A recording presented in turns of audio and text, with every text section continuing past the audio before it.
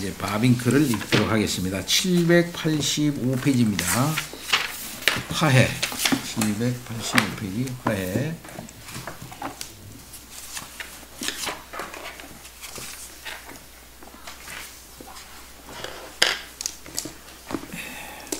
화해 속죄. 785페이지요. 맞죠? 예, 맞습니다. 402번입니다. 그리스도는 우리의 중보자로서 우리의 온전한 구원을 위한 모든 유익을 획득하셨는데 그 시작은 우리의 죄에 대한 객관적 속죄, 이 객관적 속죄인 화해다.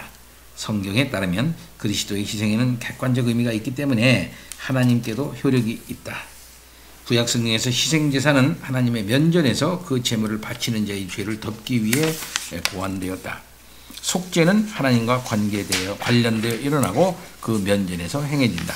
그것이 목표하는 것은 죄를 덮음으로써 하나님의 진노를 피하고 하나님을 진정시키려는 것이다. 비슷하게 신약성경에서 그리스도는 우리의 죄를 위한 화목제물이자 속죄제물이시며 자비하고 신실하신 신실하신 대제사장으로서 백성의 죄를 송장하려고 하나님께 제사를 드리신다. 그러므로 화해는 일방적이지 않고 쌍방적이다. 우리가 하나님과 화목하게 되어야 할 뿐 아니라 하나님 역시도 우리와 화목하게 되셔야 하고, 그런 의미에서 하나님은 그리스도를 화목제물로 내어주심으로써 진노를 거두시고 하나님과 우리 사이에 화평의 관계를 이루신다. 속죄를 그리스도의 죽음과 부활의 핵심으로 인정하기를 거부하는 것은 하나님의 사랑을 오해하는 데서 비롯된다. 하나님의 진노는 악한 경로나 악의가 아니며 하나님의 의로우심은 보복에 대한 목마름이 아니라 우리의 죄 때문에 우리는 실제로 하나님의 진노의 대상이지만 깔뱅은 진술하기를 그럼에도 주님은 우리 안에 있는 하나님의 것을 잊어버리시기를 원치 않으시기 때문에 하나님 자신의 자애로움으로 사랑할 만한 것을 여전히 찾고 계신다. 따라서 하나님의 진노와 의로우심은 최고의 사랑과 일치한다. 그리스도를 속죄의 수단으로 내어주신 것이 바로 이와 같은 하나님의 사랑이기 때문이다. 하나님은 이미 우리를 사랑하심으로써 우리를 자기와 화해시키셨다. 먼저 하나님이 우리를 사랑하셨고 그 후에 우리를 자기와 화해시키셨던 것이다.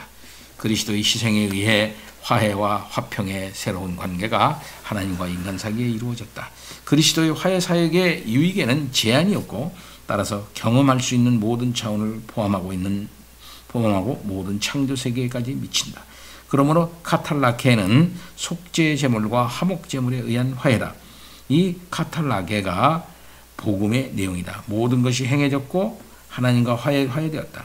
우리 편에 해야 할 남아있는 것은 아무것도 없고 사람들을 초대하는 것이 화해 사역의 전부다.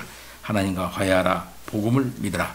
하나님의 은혜와 그 은혜로 말미암은 값없는 선물은 넘쳐나고 우리에게 주시는 유익들이 너무 많아서 다 열거할 수도 없다. 간추린 목록은 다음과 같다.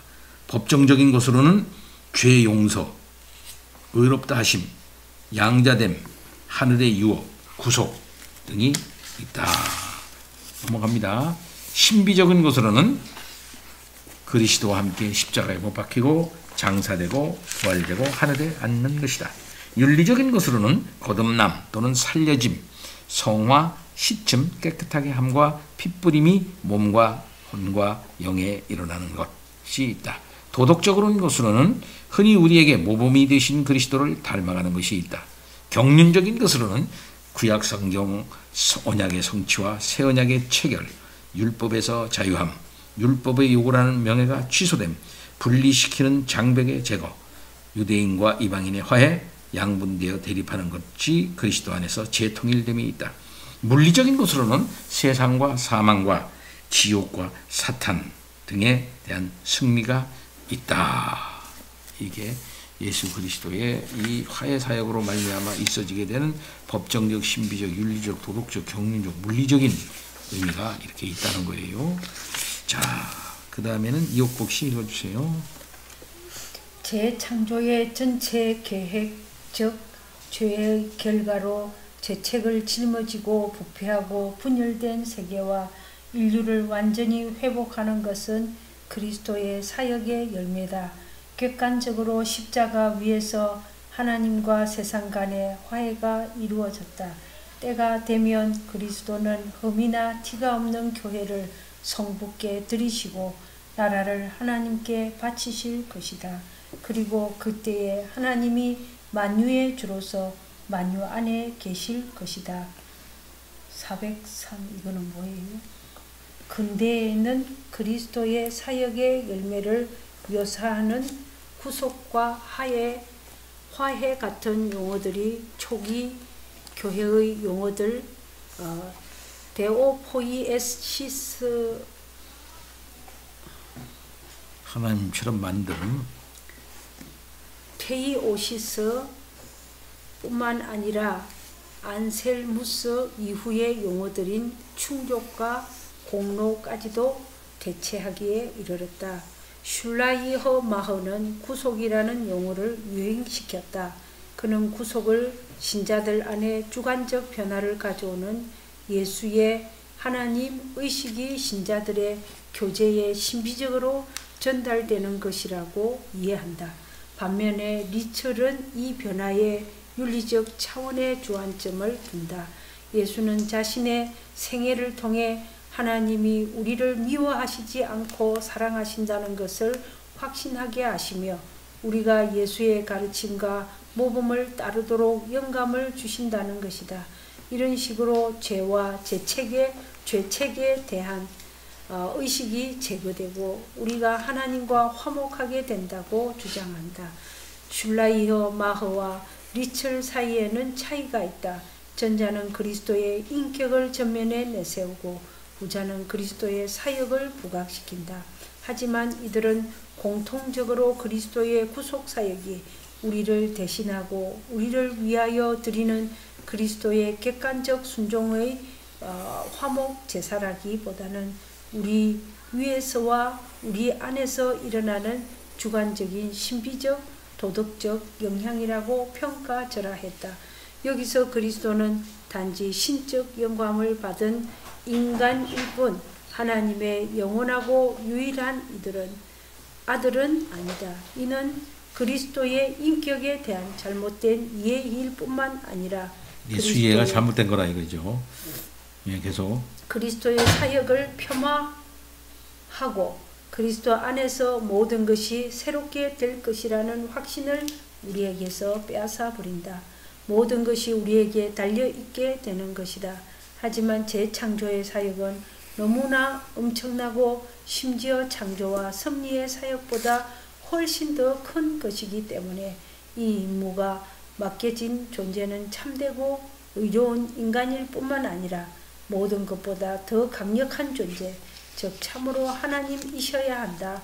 하나님이 세상을 창조하실 때 매개가 되신 바로 그분만이 재창조의 중보자가 되실 수 있는 것이다. 예, 예수 그리스도의 구속의 객관적 의미를 이들은 인정하지 않는다는 거죠. 창조와 재창조 사이에 예수 그리스도의 사역이 갖고 있는 이 하나님의 역사의 객관성, 이것을 갖다가 그들은 인정하지를 않고 주관적 신비적으로만 도덕적으로만 평가절하한다 이거예요.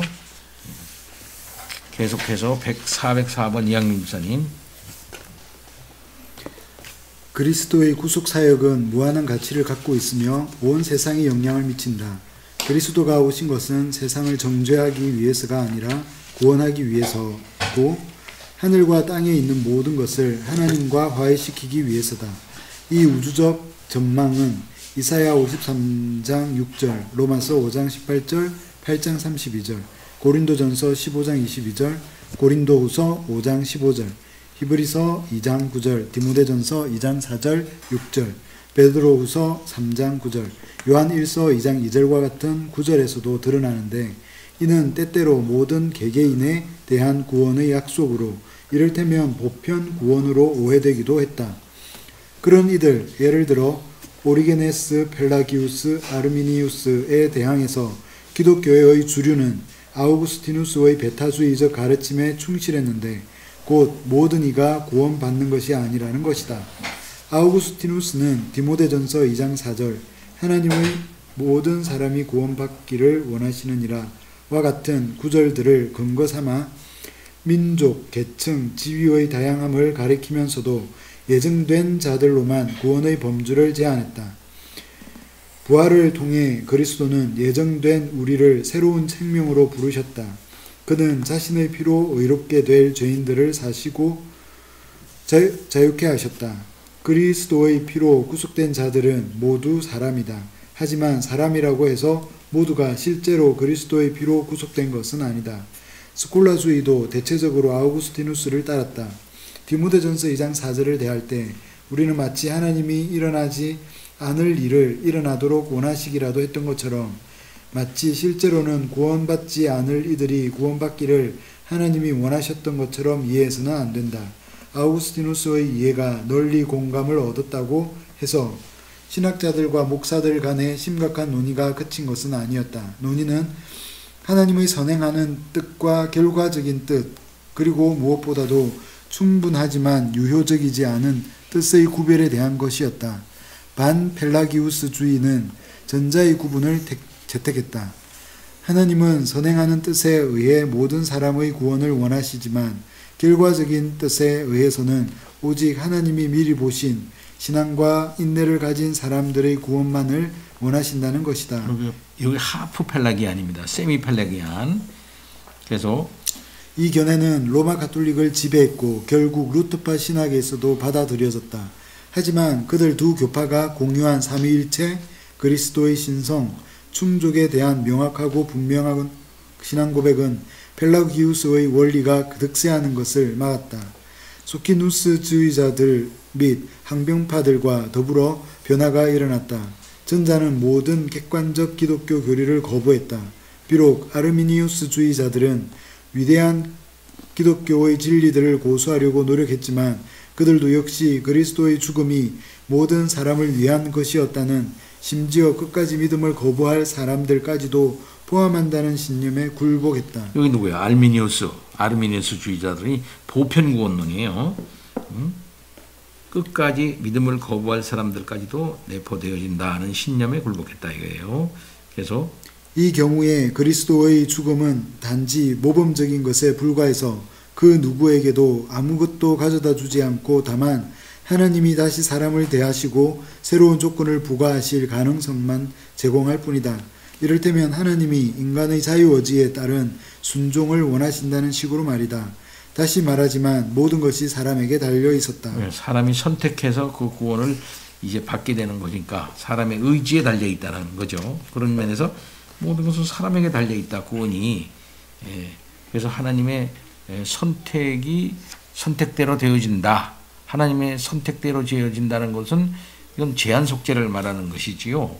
그렇죠. 그러면 그것은 결국은 선행하는 뜻이 있으니까 인간은 자기가 아무리 원한다 한다할지라도 자유의지로 말이죠. 그것을 선택할 수 없는 걸 말하는 것인데 결국은 뭐든 다 구원된다고 하면 하나님이 선행하는 뜻은 그건 없는 거라고 보는 거죠. 사실은. 그래서 도르트 신조는 명백하게 제한 속죄를 가르치지만 그러면서도 또한 그리스도의 희생이 무한한 효용과 가치가 있어서 온 세상의 죄를 속하기에 충분하다고 선언한다. 아르미니우스주의자들은 정죄를 받았지만 물리쳐지지는 않았다. 이들의 생각은 루트파와 성공회로 파고들었고 스스로 공적인 교회들과 결별했던 여러 부류의 개신교적 신앙 형태들, 침례교도, 웨슬리파 감리교도, 퀘이크교도, 이신론자들 등에 의해 받아들여졌으며 또한 개혁파 교회들 안에서도 강력한 영향을 끼쳤다. 이게 중요합니다. 도르트 신조는 명백하게 제한 속죄를 가르쳤어요. 그럼에도 불구하고 뭡니까? 그리스도의 희생은 무한한 효용과 가치가 있어서 온 세상의 죄를 속하기에 충분하다라고 이렇게 설명함으로써 제한 속죄, 그 보편 속죄의 어떤 그 생각을 가지고 있는 사람들을 완전히 물리치지 않았다는 거예요. 요게 조금 좀 불편한 일입니다. 요게 이제 그 뒤에 405번에 우리랑 조금 다른 견해로 나타나게 돼요. 개혁파 교회 내에요. 그럼 그건 원집사님 읽어주시기 바랍니다. 근데 그 요게 개혁파의 날카로운 개혁파 견해는 아니에요. 요게요. 예? 개혁파 진영 아르메니어스주의를 하면 아미랄두스주의라 그러는데 계속 리차드 백스터 이걸 주장하는 거예요. 계속해서 개혁파 진영 자체에서 제한 속죄의 교리가 도전을 받은 곳은 특히 영국과 스코틀랜드였다. 이미 18세기 초반에 영국 신학자들 가운데 특히 리처드 백스터로 대변되는 중도적 그룹은 카메론, 데스타르, 아미랄두스 등 프랑스 신학자들이 선행작정과 그 뒤에 이어지는 제한작정을 구별하는 데 동의했다. 네, 선행작정과 그 뒤에 이어지는 제한작정을 구별했다 이게요. 그럼 이게 뭐냐? 여기 110주 한번 봅시다. 주 리차드 백스터는 Universal Redemption of the Mankind by the Lord Jesus Christ를 출판했고 영국의 아미랄두스주의를 소개하는데 큰 기여를 했다. 누가? 리차드 백스터가요. 영국의 아미랄두스주의를 소개하는데 큰 기여를 했다. 그와 동시대 인물로서 The Doctrine of the Universal Redemption Assault and Emplained 의 저자인 아이삭 바로, 여기 중요해요. 바로는 아미랄두스주의에 천착했다. 아미랄두스주의에 월리엄 커닝햄의 이 책이 있거든요. 1번, 2번이 이게 지금 번역되고 있어요. 지금 저도 지금 2번을 읽고 있거든요. 지금 여기에 월리엄 커닝햄 책이 아주 중요해요. 역사신학이라는 책인데요. 이 두 권으로 영문학 이만하게 700페이지로 된 두 권인데 4권으로 지금 번역되고 있습니다. 지금 2권째 내가 지금 읽고 있는데 아주 좋아요. 난 참 아주 여러 가지 설이 있어서 좀 그렇지만 여기에 이게 돼요. 이들의 가설적 보편주의에 대항하여 이들의 가설적 보편주의입니다. 이게 아미랄두스주의라는 거예요. 가설적 보편주의에 대항하여 만약 그리스도가 믿음을 조건으로 모든 사람을 위해 죽었다면 실제로 믿어본 적이 전혀 없는 어린아이들을 위해서 죽은 것은 아니라는 반론이 제기된다. 이 우리 견해는 아니에요. 아미랄두스주의가 이게요.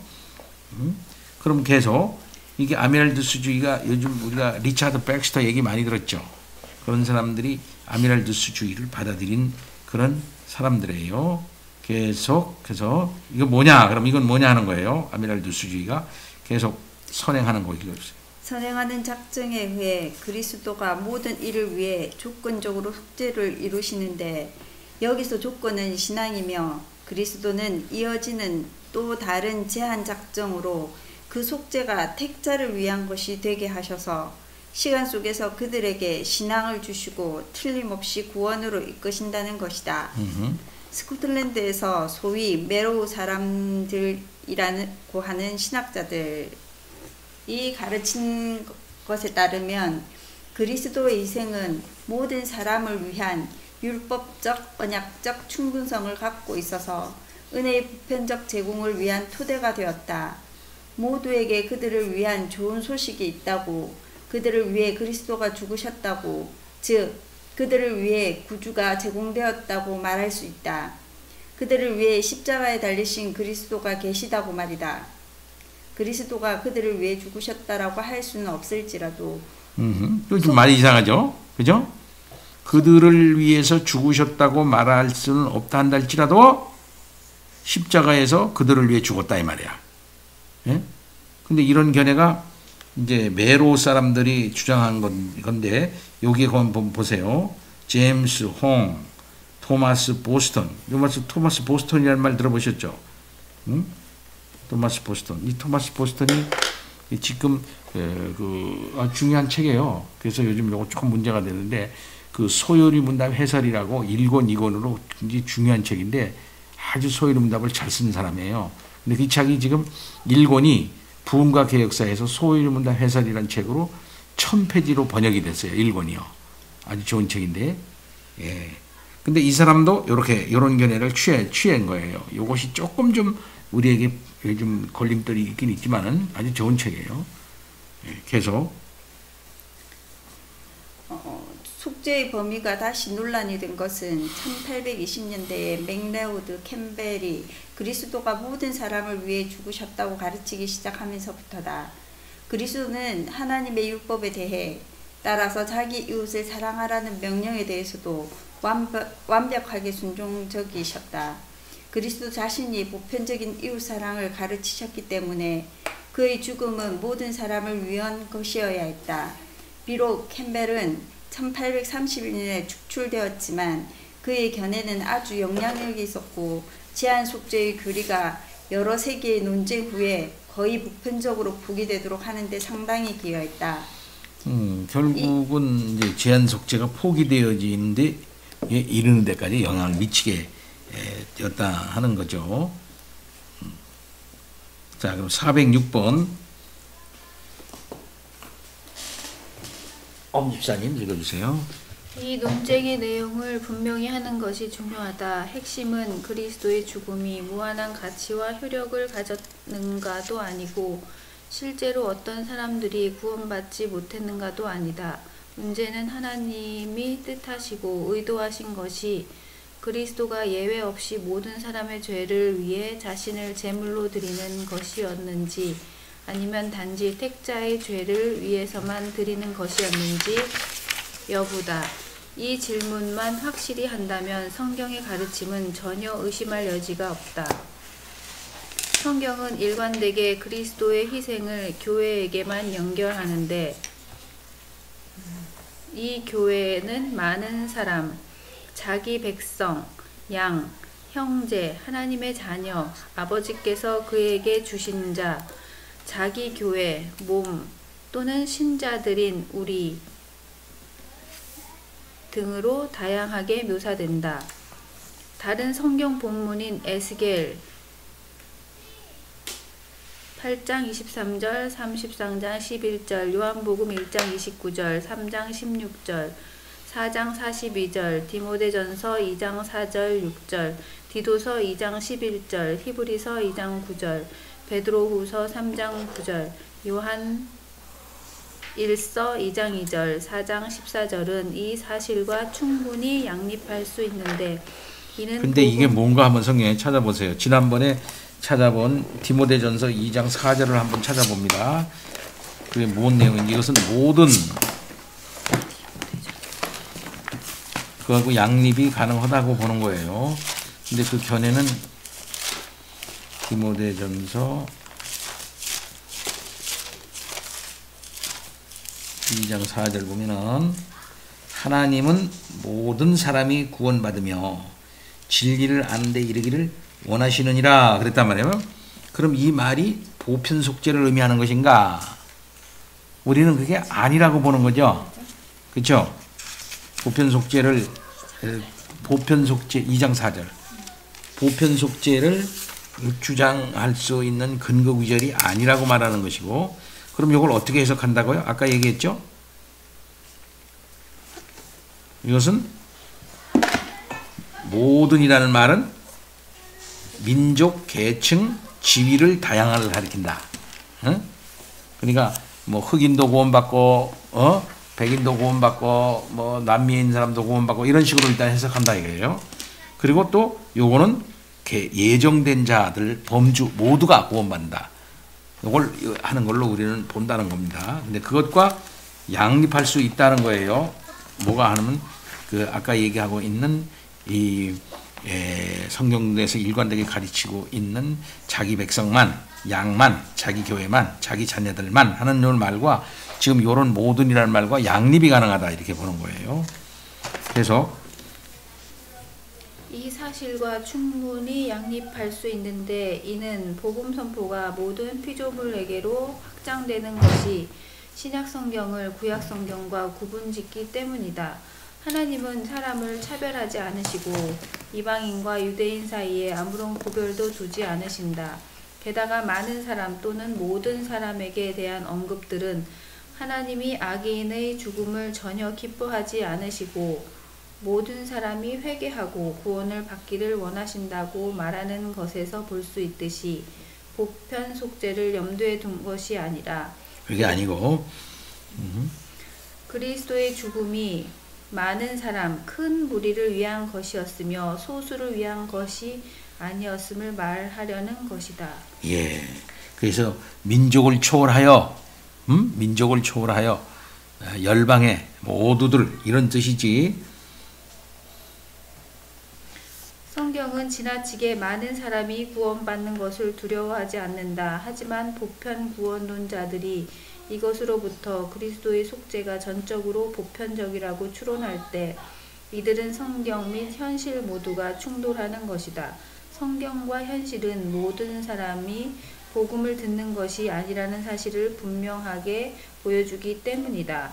여기서 우리가 다루고 있는 것은 계시된 하나님의 뜻으로서 하나님께 대한 인간의 반응이 어떠해야 하는지에 대한 기준을 제시한다. 하나님의 선하고 기뻐하시는 뜻을 넘어서는 것은 우리에게 허락되지 않는다.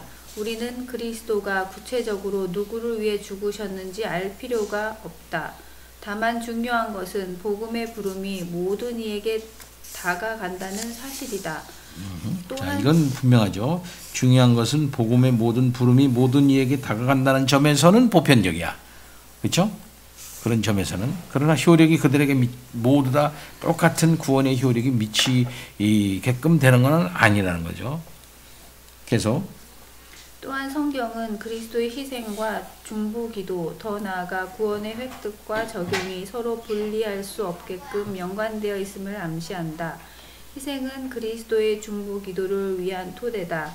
따라서 후자의 영역은 전자만큼이나 광대하다. 만약 중보기도가 제한적이라면 희생도 마찬가지다. 구원의 획득과 적용도 역시 분리할 수 없게끔 연결되어 있고 그리스도의 죽음에 그 토대를 두고 있다.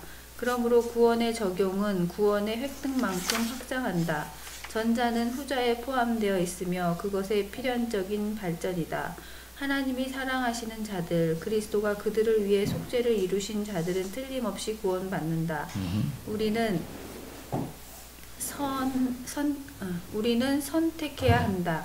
하나님이 모든 사람을 사랑하셨으며 그리스도가 모든 사람을 위해 속죄를 이루셨다고.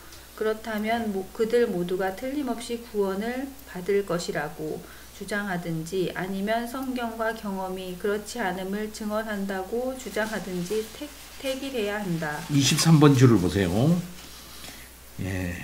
그리스도의 죽으심은 하나님의 아들의 보배로운 죽음으로 인하여 모든 택함받은 자들이 생명을 얻어 구원받도록 하는 하나님의 가장 은혜로운 뜻과 목적으로 된 것이다. 하나님이 택함받은 자들이 믿음으로 의롭다 하는 이 선물을 주신 것은 그들에게 완전한 구원을 이루시기 위한 것이다. 즉 그리스도가 십자가상에서 흘리심으로 새 언약을 확증하셔서 모든 사람과 족속과 민족 즉 영원전부터 구원에 이르도록 아버지가 아들에게 주신 모든 사람들을 구원하도록 한 것은 하나님의 뜻에 있었다. 오직 하나님의 뜻으로 말미암아 그리스도는 사람들에게 성령의 구원의 능력과 함께 모든 것을 주시되 십자가에서 죽으심으로 그들을 속량해 주셨다. 따라서 믿기 전과 후에 지은 모든 죄악을 그들이 언제든 실제적인 모든 죄간에 깨끗게 해주시고, 그러니까 믿기 전과 후에 지은 모든 죄악들을 깨끗하게 해주시며 세상 끝날까지 점이나 흠없이 신실하게 보존해 주셔서 하나님 앞에서 영원토록 그 영광을 즐거워하도록 하시는 것이다. 돌트에서 이렇게 얘기했다 이 말입니다. 그 다음에는 여기서 중요한 것은 우리 배 집사님. 여기서 중요한 것은 신자들에게 주어지는 확신이 어떤 것인가 하는 점이다. 과연 그리스도는 자신의 죽음과 부활을 통해 실제로 자기에게 속한 자들의 구원을 이루신 것인가? 아니면 단지 구원의 잠재력이나 가능성을 열어놓으신 것뿐인가? 개혁파 전통은 분명하게 전자의 입장을 선호했다.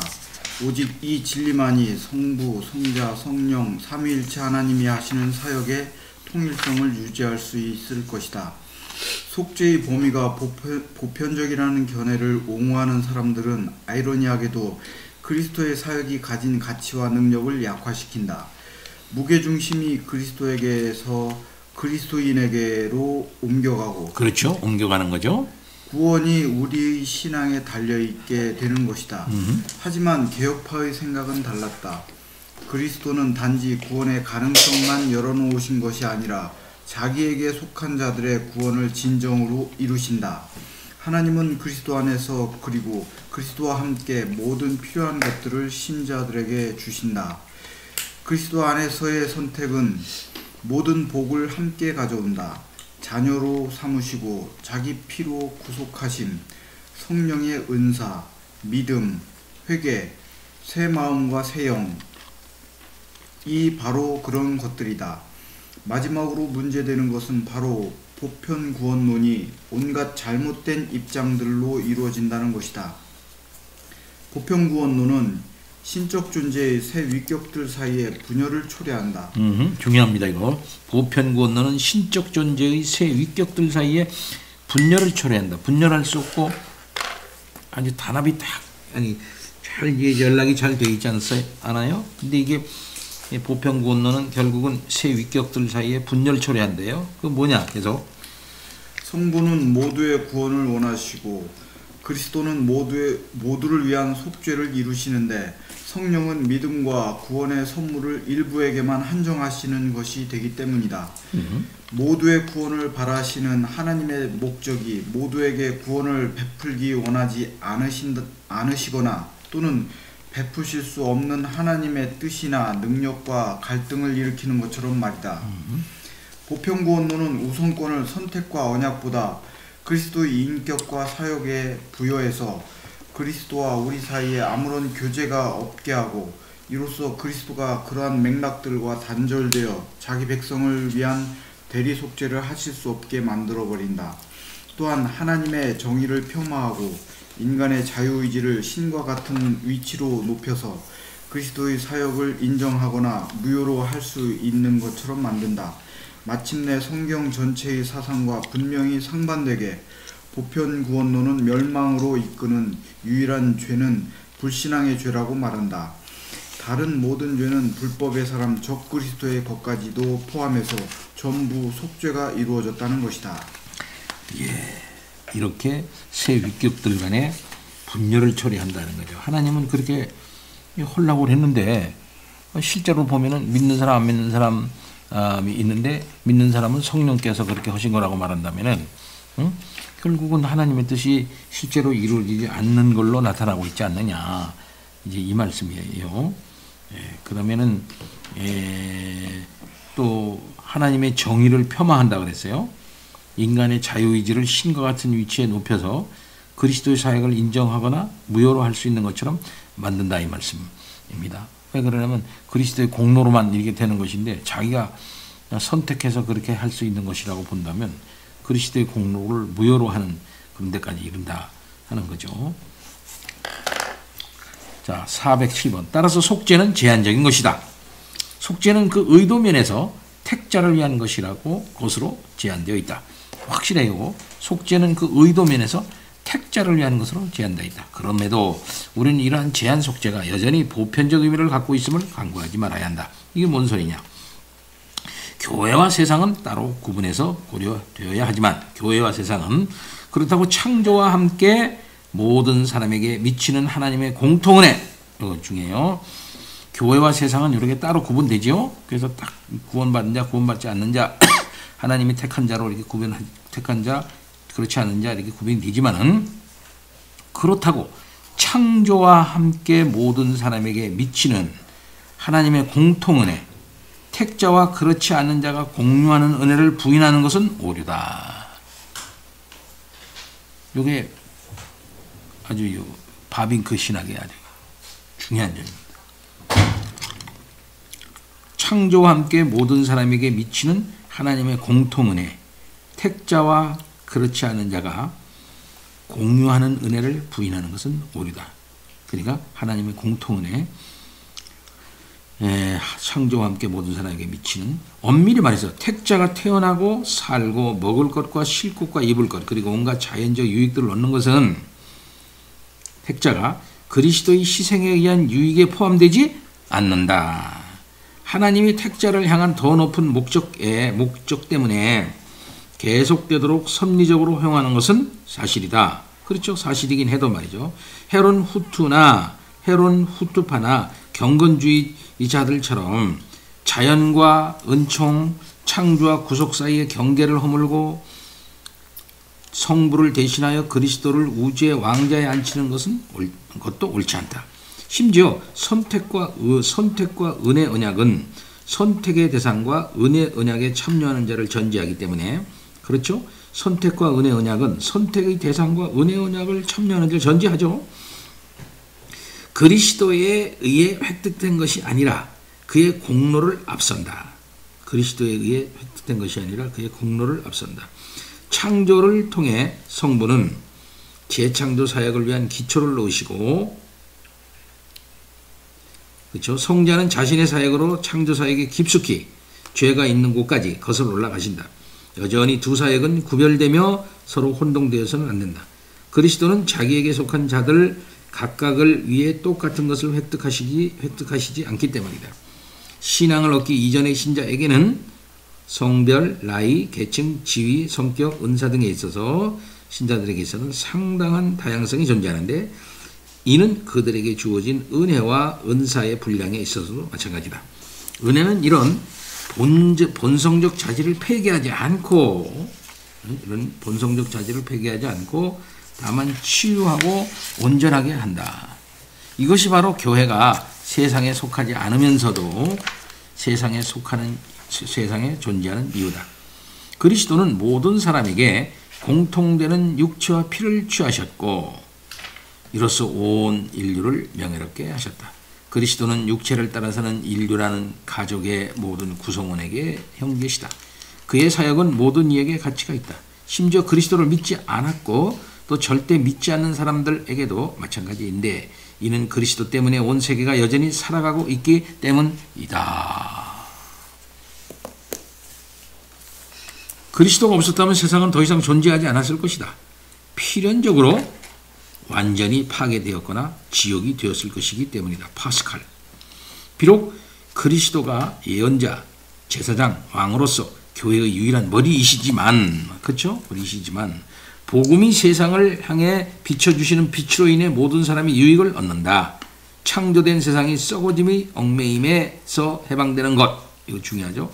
창조 세상이 썩어짐의 얽매임에 해방되는 것, 창조 세계가 영화롭게 되는 것, 하늘과 땅이 새롭게 되는 것, 이 모든 것이 그리스도의 십자가가 가져온 열매다.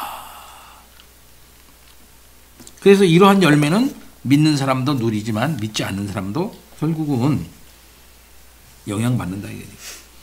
이 모든 것이 그리스도의 십자가가 가져온 열매다. 모든 피조물이, 심지어 천사까지도 만물의 영화로운 구속에 포함된다. 모든 피조물이요. 그러니까 하나님이 창조한 모든 이 피조물들이, 심지어 천사들까지도 만물의 영화로운 구속에 참한 온 창조 세계가 어느 날 하나님 앞에서 온전히 흠이나 주림 잡힌 것이 없이 서는 것은 만주의 주 만왕의 왕이신 그리스도의 사역 때문이다. 예. 그래서 하나님의 온전한 세계가 드러나게 된다 이거죠. 교회와 세상 간의 구별이 구속적으로 있는 건 사실이지만, 이런 예수 그리스도의 속죄 사역으로 인해서 믿지 않는 사람도 하나님의 특별한 그런 사랑이라든지 공통은혜 이런 데 영향을 받게 된다. 구속은 아니더라도, 구속받는 건 아니더라도. 무슨 말인지 알죠? 그래서 결국 믿는 사람들의 하나님으로부터 받은 사랑으로 인해서 나타난 새롭게 된 신생, 새로운 출생으로 생긴 새로운 성품으로서의 그런 은혜를 믿지 않는 사람들도 사실 받게 된다 이거예요.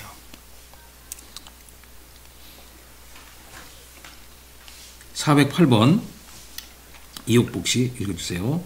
그리스도가 성부에 의해 맡겨진 위대한 사명을 이루시기 위해서 또한 잃어버리고 타락한 창조 세계를 더 없는 충만함으로 이끄시기 위해서는 그에게 낮아지심뿐만 아니라 높아지심도 필요하다는 것은 자명한 사실이다.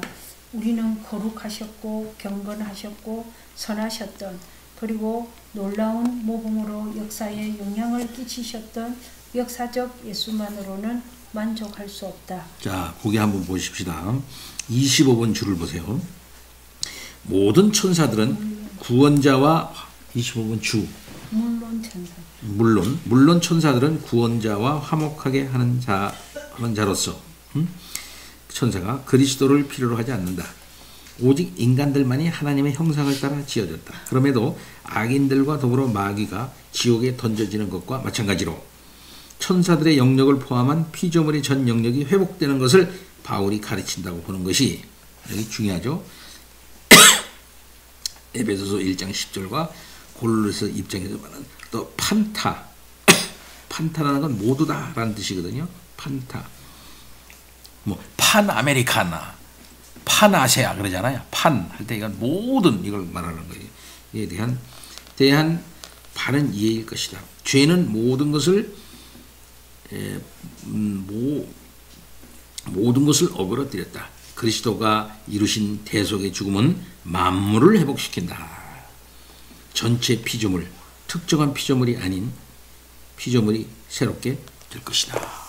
그래서 온 피조물들이 마지막 날 하나님의 아들이 나타나는 것을 학수고대하고 있다고 로마서 8장에서 얘기하고 있고, 지금은 그들이 신음하고 있다고 그러잖아요. 마지막 새롭게 될 것을, 죄가 다 물러가고 하나님의 아들이 나타나 새롭게 통치하게 되면은 하나님과 사람 사이의 관계, 사람과 자연 간의 관계가 새로워질 때에 온 피조물은 하나님이 창조한 원래 상태의 모습으로, 또 그보다도 더 좋은 모습으로 창조 세계가 바뀌어 나간다. 이걸 기대하고 있다는 거죠. 바라보고 있고 소망스럽게 그날을 지금 바라보고 있는 것이 온 피조물이다 이거죠. 그래서 마지막 날 예수 그리스도 안에서의 재통일이 이루어지게 되는데, 이 재통일은 바로 이러한 피조물과의 화평의 관계가 이루어지는 세계다 이렇게 말하고 있으니까 단순한 인간 구원만을 의미하는 것만은 아니라는 거예요. 이런 점에서 바빙크의 색이 저희가 넓습니다. 자, 계속 어디부터 읽어야 되나? 물론부터 읽나? 어디부터? 승기. 승기를 통해 그리스도는 중보자로서 자신의 사역을 계속하신다. 달리 말해 그리스도의 삼중직은 승기의 상태에서도 계속된다. 그는 과거에도 지금도 우리의 대예언자, 우리의 유일한 대제사장, 우리의 영원한 왕이시다.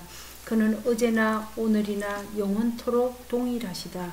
물론 그리스도의 비하와 승기 사이에는 중요한 차이가 있다. 종이었던 그가 이제 주와 통치자다. 그의 사역은 이제 더 이상 순종의 희생제사가 아니라 왕적 통치의 수행으로서 자기에게 속한 모든 자들을 불러 모으고 모든 원수를 발 아래 두실 때까지 계속된다. 그가 하늘에 올라가신 것은 그곳에 자기에게 속한 자들을 위한 거처를 마련하시려는 것이고, 또한 여기 이 땅에서 자신의 완전한 순종으로 얻으신 충만함으로 그들을 채우시려는 것이다. 그리스도가 성부의 우편으로 높여지신 것은 교회를 완전하게 하시려는 것이다. 중보자의 사역은 위대하고 능력 있는 신적 사역으로서 영혼에서 시작해서 영혼에 이를 때 비로소 완성된다. 하지만 이 사역은 부활의 순간에 두 부분, 즉 고난과 영광으로 나뉘었다. 그때 그것은 이 땅의 가장 낮은 곳까지 내려오심이었고, 이제 그것은 높은 곳으로 올라가십니다. 하지만 이 둘은 구원 사역을 위해서 동등하게 필요한 것들이다. 두 상태 모두에서 그는 같은 그리스도, 같은 중보자, 같은 예언자, 제사장, 왕이시다. 예, 409번 이영미 목사님. 예언자로서 그리스도는 제자들을 40일 동안 가르치시고 오순절에 성령을 보내심으로 자기 안에 감추어져 있는 지혜와 지식의 모든 보화를 세상에 알리신다. 사도들과 모든 신자에게 주어진 약속된 성령은 사람들을 믿음으로 또한 그리스도 및 성부와 함께 갖는 교제로 이끄심으로써 복음의 진리를 알리시며 확증하신다. 그는 목사와 교사라는 질서 있는 직분을 통해 자기 교회를 주와 구주를 아는 은혜와 지식 안에 세우시고 성령의 역사하심으로 자기 영광의 복음의 광채를 그 위에 비추신다. 그리스도 자신이 자기의 말씀과 성령으로 교회를 가르치셔서 하나님의 가르침을 받은 그들이 예언자가 되어 하나님의 기이한 일들을 선포하게 하신다. 그리스도는 이들 모두가 하나님의 아들을 믿는 것과 아는 일에 하나가 되도록 계속해서 교훈하신다.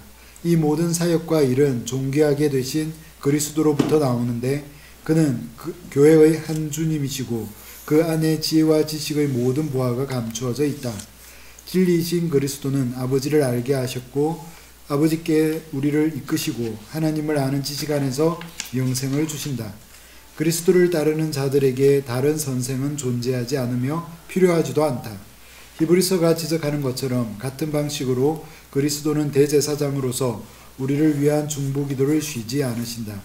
이 대제사장적 직분을 행하시기 위해 그리스도는 하나님의 영광의 광채시요 그 본체의 형상으로서 만물을 지으시고 붙드시고 기업으로 받으시는 아들이셔야만 했다. 그도 마찬가지로 고난과 시험을 통해 순종을 배우시고 온전하게 되셔서 하늘에서의 대제사장적 사역을 위해 예비되셔야 했다. 그는 자기의 온전한 희생으로 우리 죄를 깨끗하게 하셨고 또한 대제사장으로서 성소에 들어가셨는데 이는 구약 성경에서 지성소로 예표된 것이었다. 그가 그렇게 양이나 소의 피가 아닌 자신의 보혈의 능력으로 자기 몸의 장막과 육신의 휘장을 통해서 하신 것은 자신이 우리를 위해 하나님 앞에 나타나시고 또한 자기를 힘입어 하나님께 나아가는 자들을 위해 기도하시기 위해서였다. 그의 유일무이하고 온전한 희생은 새 언약을 세웠으며 죄의 용서와 하나님께 온전하고 자유롭게 나아감을 얻게 했다. 이것은 단번에 이루어진 것으로 반복될 필요도 없고 또 그렇게 될 수도 없다. 이제 우리에게 있는 대제사장은 높은 곳에 계신 지극히 크신 이의 보좌 우편에 앉아 계신 분으로서 하나님의 우편에 앉을 권리를 얻으신 온전한 대제사장이시다. 멜기세덱과 같이 그는 의의 왕이신 동시에 평강의 왕이시고 장차 도래할 하늘의 좋은 것을 획득하셨고 소유하시며 나누어 주시는 영원하시고 신령하신 하늘의 왕이시다. 그는 우리의 유익을 위해 하늘에서 하나님의 존전에 나타나시고 우리를 위해 간구하시고 우리를 온전히 구원하실 수 있는 분이신 것이다. 바울보다 더 생동감 있게 히브리서는 그리스도의 비하 상태를 승귀하신 그리스도의 관점에서 조망하면서 전자를 후자를 위한 준비와 훈련으로 여긴다. 자기에게 속한 자들을 위해 자신을 바치신 그리스도는 이제 항상 살아계셔서 그들을 위하여 간구하시는 제사장적 역할을 이어가신다. 그렇게 그리스도가 영원한 제사장 왕이시기 때문에 이 땅의 교회는 더 이상 제사장을 필요로 하지 않는다. 모든 신자가 제사장이다. 이처럼 그리스도는 우리의 유일한 제사장으로서 멜기세덱의 반차를 따라 항상 계시면서 우리의 죄를 끊임없이 자신의 희생으로 덮으시고 성부와 함께 계시는 우리의 보혜사로 행하시면서 사탄과 세상과 우리 마음이 제기하는 모든 고소에 대항해서 우리를 위해 변호하신다. 또한 그리스도는 우리의 기도와 감사를 성부가 기뻐하게 만드시고 지속적으로 우리를 확신시키셔서 은혜의 보좌 앞으로 담력을 가지고 자유롭게 나아가게 하시고 우리에게 자신의 충만함에서 비롯된 은혜의 모든 복을 주신다. 이런 식으로 그리스도는 자신의 말씀과 영으로 우리를 다스리시고 우리를 구비시켜 죄와 사탄을 이기게 하실 뿐만 아니라 지금 그리고 앞으로도 우리의 영원한 왕으로 계신다. 그리스도가 왕으로 활동하기 시작하신 것은 그가 순귀하심으로써 주라는 이름을 받으시고 하나님의 아들로 지명되시고 하늘과 땅의 모든 권세를 받으셨을 때다. 무엇보다도 그리스도는 왕으로서 은혜의 왕국에 속한 자기 백성을 다스리신다. 그는 자신의 교회를 모으시고 보호하시고 다스리심으로써 그의 왕권을 드러내시는데 이를 통해 그의 교회를 영원한 복됨으로 인도하신다. 그리스도의 왕권은 이 땅의 왕들이 가진 것과 전혀 다른 특징을 가지고 있기 때문에 신약 성경에서 그리스도는 자주 교회의 머리라고 불리며 그가 자신의 교회를 모으시고 보호하시고 영원한 구원으로 이끄신다고 묘사한다. 그리스도는 중보자로서 모든 피조물에 대해 권세를 가지신다. 아직 무릎을 꿇지 않은 자들도 결국 그리하게 될 것이다. 여기서는 사탄과 악의 영역이 그리스도의 권세 아래에 있음을 강조하는 것이 중요하다. 그리스도는 마귀의 일을 멸하기 위해 이 땅에 오셨고 평생 동안 마귀와 싸우셨다. 그는 특히 십자가를 통해 통치자들과 권세들을 이기셨고 사탄에게서 죄와 죽음과 세상이라는 무기를 빼앗으셨고 자기의 왕권이 미치는 영토에서 그를 쫓아내셨다. 바울은 그리스도가 특히 승귀를 통해 악한 영들을 이기셨음을 에베소서 4장 8절에서 주목한다. 그가 위로 올라가실 때에 사로잡혔던 자들을 사로잡으시고 달리 말해 그리스도는 자신을 대적하고 반역하는 모든 적대적인 세력들을 이기시고 전쟁 포로처럼 사로잡으셨다. 예, 거기까지 이렇게 왕 사역, 승귀하신 주님이 아까 얘기한 대제사장적 사역, 선지자 사역, 왕적 사역을 하신다 이 말이죠. 마지막으로 원집사님 읽어주세요. 우리가 난해 구절인 베드로전서 3장 19절에서 22절에서 발견하는 것이 그와 같은 생각일 것이다. 확실히 이 본문은 잃어버린 자들에게 복음을 선포하기 위해 지옥에 내려가신 것을 말하지 않는다. 그가 라는 구절은 살리심을 받은 그리스도를 가리키는 것이 분명하다. 가서 라는 표현은 그리스도가 노아의 당대 사람들에게 영으로 설교하신 것이 아님을 시사하는데 이 단어는 베드로가 이 구절에서 의도한 바를 다르게 해석할 여지를 남겨두지 않는다. 이 단락은 전혀 다른 것을 말하고 있다.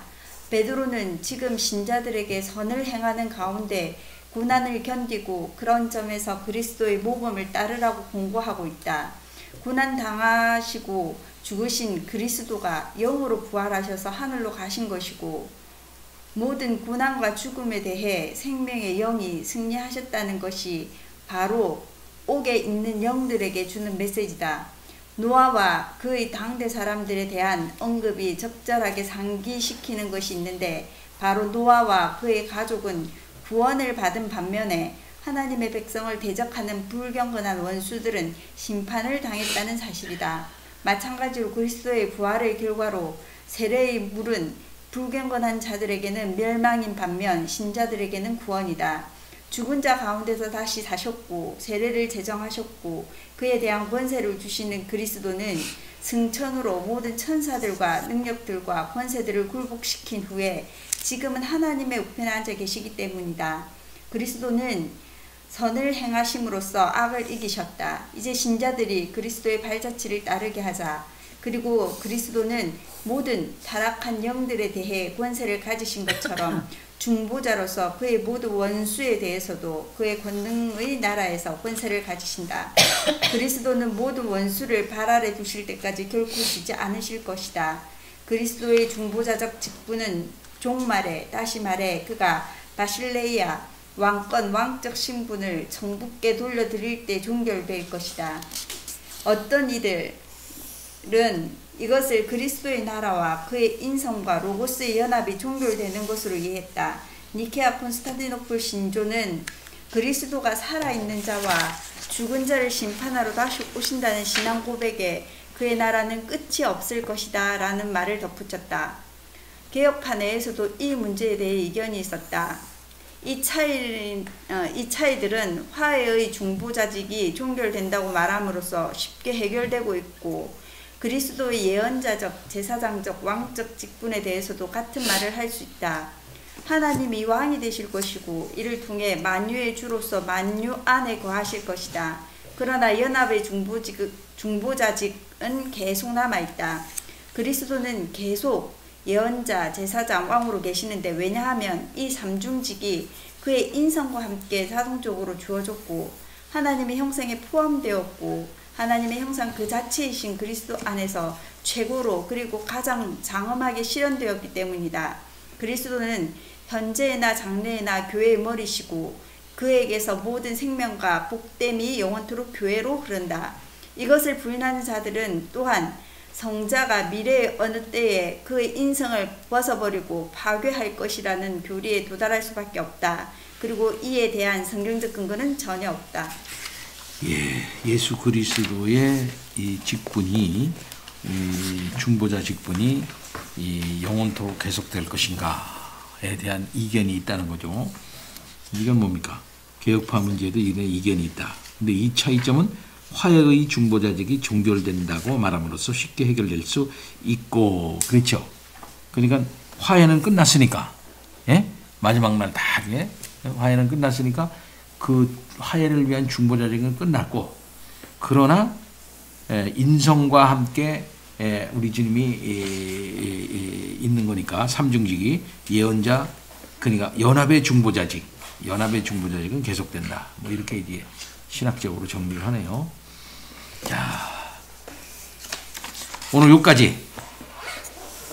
그래서 쭉 달려왔습니다. 5부에 들어가기 위해서. 감사합니다. 그래서 그리스도로는 여기까지 마치고 다음엔 이제 구원론, 성령과 구원론. 우리 개혁파에서는 구원론과 성령론을 같이 취급하고 있어요.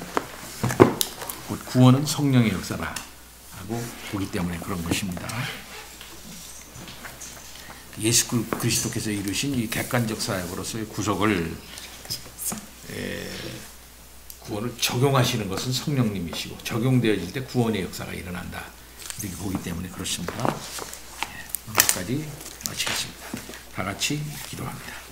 하나님 아버지 참 감사합니다. 우리 주 예수 그리스도께서는 비하의 신분에서 또 승귀의 신분에서 일하시고 계시는 줄 믿습니다. 우리 주님은 이기신 분입니다.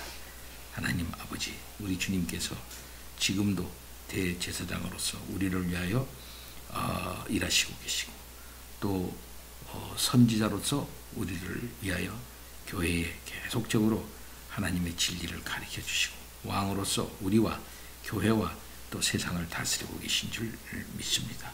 하나님 아버지, 이런 승리의 신분에서 우리를 위해서 계속적으로 일하시는 우리 주님이 계시기에 우리의 구원은 너무나도 확실하며 또 영원토록 우리들이 안전할 수 있습니다.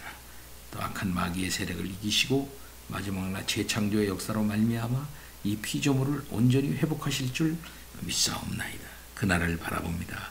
아버지 하나님, 그리스도 안에서 이전 것은 다 지나갔다고 했습니다. 우리를 그렇게 못살게 굴고 죽음의 공포로 몰았던 사망 권세도 다 지나간 것입니다. 예수 그리스도 안에서 새로운 중생을 경험하고 새로운 생명으로서 소망스럽게 담대하게 이 세상 가운데서 그리스도 중심적으로 이긴 자와의 편에 서서 살아갈 수 있는 우리들이 되도록 인도하여 주심 감사를 드리옵나이다. 믿음 안에서 담대히 서서 악한 세력의 괴계와 또한 이 세상의 악함을 바라보면서 아버지 하나님 말씀 중심으로 세상을 바라보는 우리들이 되도록 주여 인도해 주시옵시기를 원하옵고 기도합니다. 예수 그리스도 중심적 종말론적 역사 철학을 가지고 이 세상을 살아나갈 때 하나님 아버지 옛날 예언자들이 가지고 있었던 그러한 삶의 관점에서 세상을 본받지 아니하고 하나님을 소망스럽게 바라보며 하나님을 믿고 의지하며 결국은 하나님께서 모든 것을 이루신다는 소망을 가지고 지금 어렵고 괴로워도 쓸쓸해도 아버지 하나님 진리와 함께 고난받기를 기뻐하는 우리들이 되도록 아버지 인도해 주시옵시기를 원합니다. 지사님들에게 투철한 믿음의 확증을 허락하여 주시옵시고 그터 위에서 흔들리지 아니하고 좌로나 우로나 치우치지 아니하고 홍수가 일어나고 창수가 일어날 때에 반석 위에 지은